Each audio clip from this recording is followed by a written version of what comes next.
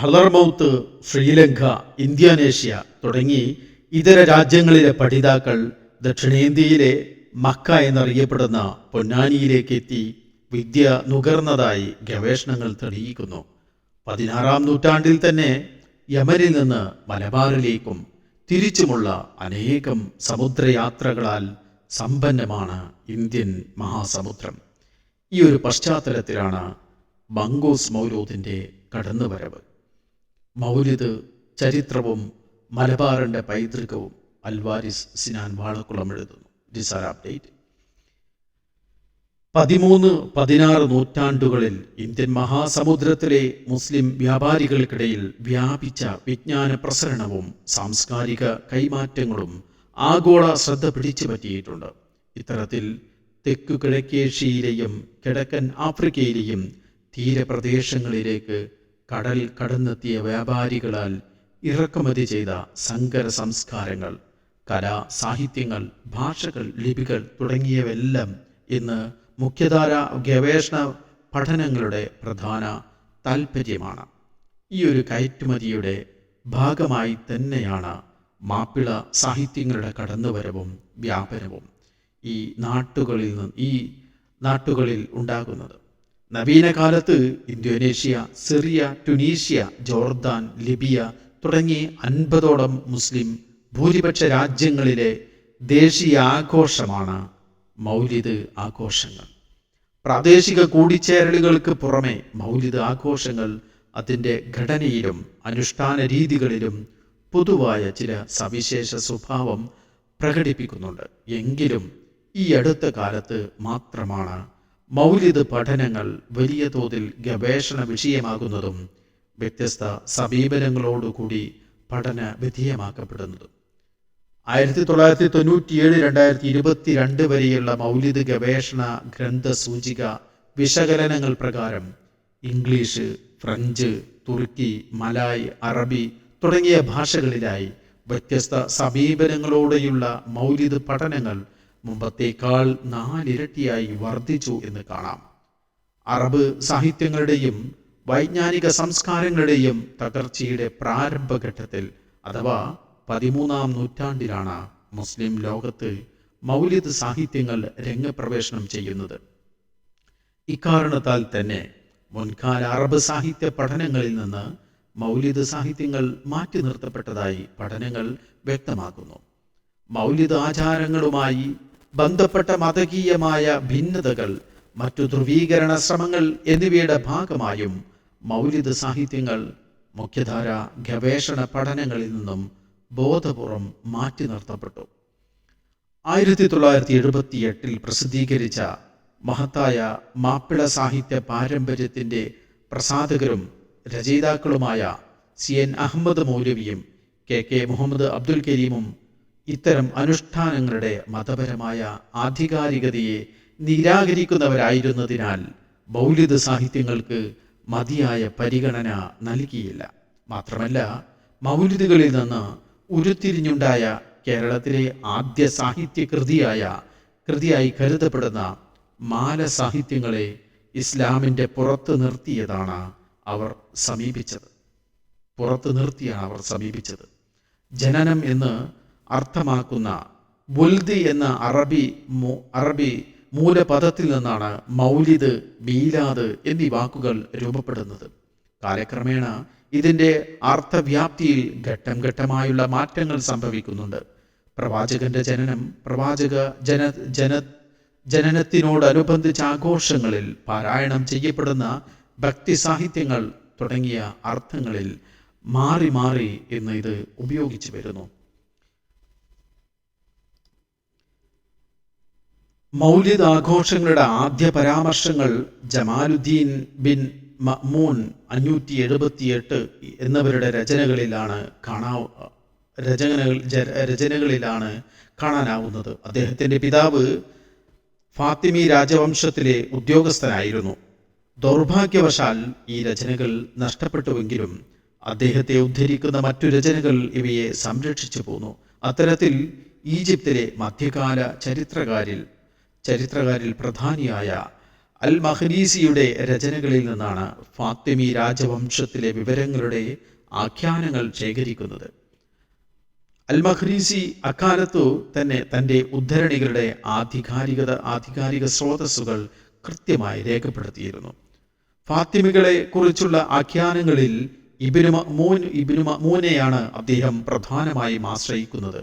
രാജകുടുംബം എന്ന നിലയിലുള്ള അദ്ദേഹത്തിൻ്റെ സ്വാധീനം മറ്റു സമകാലിക ചരിത്രകാരിൽ നിന്നും അദ്ദേഹത്തെ വ്യത്യസ്തമാക്കുന്നു എന്നത് തന്നെയാണ് പ്രധാന കാരണം.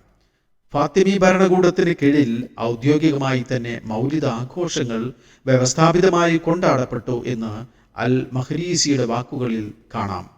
സമ്പത്തും ഭക്ഷണപാനീയങ്ങളും അന്ന് വലിയ തോതിൽ വിതരണം ചെയ്യപ്പെട്ടിരുന്നു.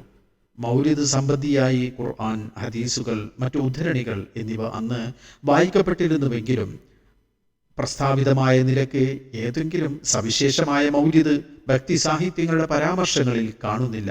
റബീഉൽ അവ്വൽ 13-നായിരുന്നു അൽ മഅ്മൂൻ ഈ ആഘോഷം കൊണ്ടാടിയിരുന്നത് എന്ന് കണക്കാക്കുന്നുണ്ട്.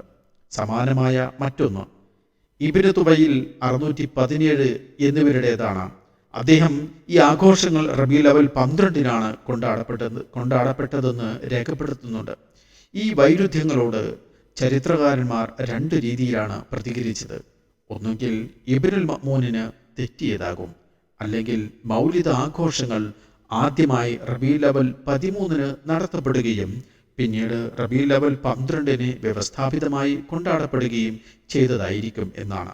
മുൻകാല ചരിത്രങ്ങളിൽ പലതും നഷ്ടപ്പെട്ടത് കാരണം മൗലിദ് ആഘോഷങ്ങളുടെ കൃത്യമായ വർഷം കണക്കാക്കൽ പ്രയാസമാണ്. ചിലതെങ്കിലും സംരക്ഷിക്കപ്പെട്ടത് അവരുടെ അടുത്ത കാലങ്ങളിലെ ചരിത്രകാരന്മാരുടെ പരാമർശങ്ങളിലൂടെ മാത്രമാണ്. ജമാലുദ്ദീൻ ബിൻ അൽ മഅ്മൂൻ, ഇബ്നു തുബൈർ എന്നിവർ തങ്ങളുടെ ദൃക്സാക്ഷി വിവരങ്ങളാണ് നൽകുന്നത്. ഹിജ്റ 6-ാം നൂറ്റാണ്ടിൽ സിറിയയിലെ പ്രമുഖ ചരിത്രകാരനായ ഇമാദുദ്ദീൻ അൽ ഇസ്ഫഹാനിയുടെ രചനകളിലാണ് ആദ്യമായി മൗലിദ് പരാമർശങ്ങൾ കാണാൻ സാധിക്കുന്നത്. സിറിയയിലെ രാഷ്ട്രീയ സംഭവ വികാസങ്ങളെ പ്രതിപാദിക്കുന്നതിനിടയിൽ അദ്ദേഹം മൗലിദുകളെക്കുറിച്ചും പ്രസ്താവിക്കുന്നുണ്ട്. ഹിജ്റ 566-ൽ നൂറുദ്ദീൻ അൽ സംഗി ഇറാഖിലെ മുസൂളിൽ നിന്ന് തൻ്റെ സഹോദരന്റെ വിയോഗത്തെ തുടർന്ന് ഉടലെടുത്ത സ്ഥാനാരോഹണ കലഹങ്ങളെ തുടർന്ന് അങ്ങോട്ട് യാത്ര തിരിക്കുന്നു.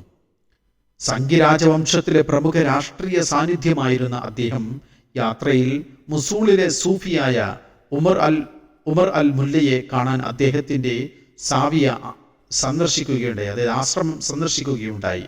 സമൂഹത്തിലെ ഉന്നതരും സൂഫിയാക്കളും ഒത്തുകൂടിയിരുന്ന ഈ സാവിയകൾ അക്കാലത്തെ ജനകീയ കേന്ദ്രങ്ങളായിരുന്നു. പ്രവാചക ജന്മദിനത്തോട് അനുബന്ധിച്ച് ഇവിടെ പ്രാദേശിക രാഷ്ട്രീയ കക്ഷികളുടെ കവികളുടെയും ആഭിമുഖ്യത്തിൽ ഉമർ അൽ മുല്ലയുടെ നേതൃത്വത്തിൽ പ്രവാചക പ്രകീർത്തന സദസ്സുകൾ സംഘടിപ്പിച്ചിരുന്നു. മൊസൂളിലെ ഈ പ്രാദേശിക മൗലിദ ആഘോഷ രൂപങ്ങൾക്ക് അതിബൃഹത്തായ വ്യാപനം ഉണ്ടായിരുന്നില്ല. വൈകാതെ തൊട്ടടുത്ത പട്ടണമായ ഇറബിലിൽ ഇത് വ്യാപിച്ചു. ഇറബിൽ രാജാവായിരുന്ന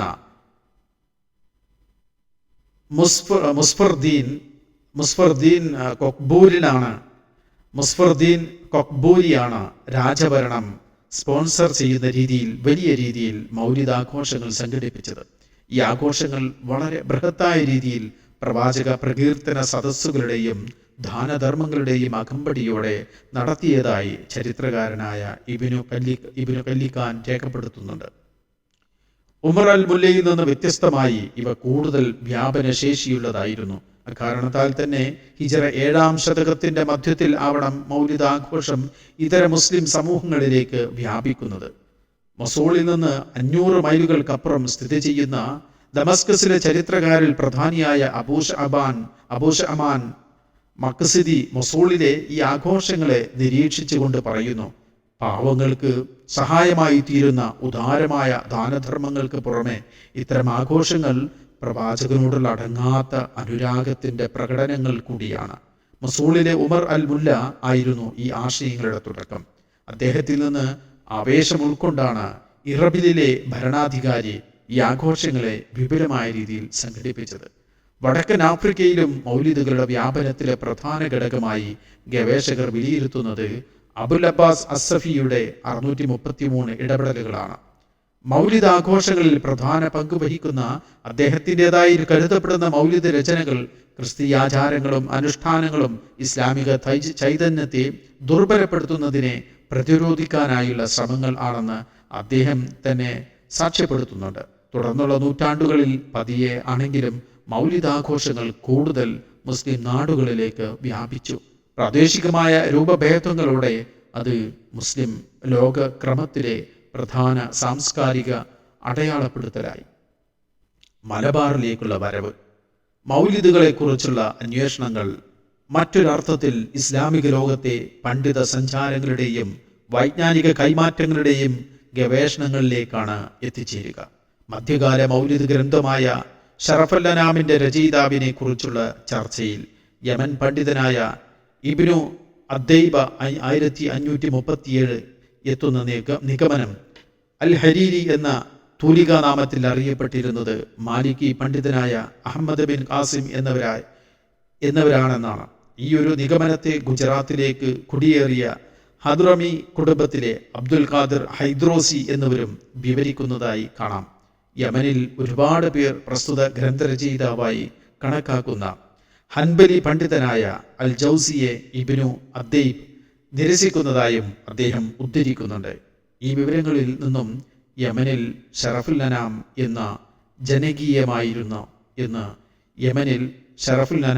എത്ര ജനകീയമായിരുന്നു എന്ന് മനസ്സിലാക്കാം. യമനിലെ തിഹാറയിലെ സാബിദിലാണ് അദ്ദൈബ ജീവിച്ചിരുന്നത്. അദ്ദേഹത്തിന്റെ പിതാവ് ഇന്ത്യയിലേക്ക് കുടിയേറിയതായിരുന്നു. അദ്ദേഹം തൻ്റെ പിതാവിനെ കാണുന്നില്ലെങ്കിലും പണവും വാർത്തകളും പരസ്പരം കൈമാറുകയുണ്ടായിരുന്നു. ഈ പണം ഉപയോഗിച്ചായിരുന്നു ആദ്യമായി അദ്ദേഹം മക്കയിലേക്ക് 1479 തീർത്ഥാടനം ചെയ്തത്. പിന്നീട് 1491 മക്കയിലേക്കുള്ള തൻ്റെ മൂന്നാമത്തെ തീർത്ഥാടനത്തിൽ അദ്ദേഹം ഇജാസിലെ ഈജിപ്ഷ്യൻ പണ്ഡിതനായ മുഹമ്മദ് അസ്സഖവിയുടെ 1497 കീഴിൽ വിദ്യ അഭ്യസിച്ചു.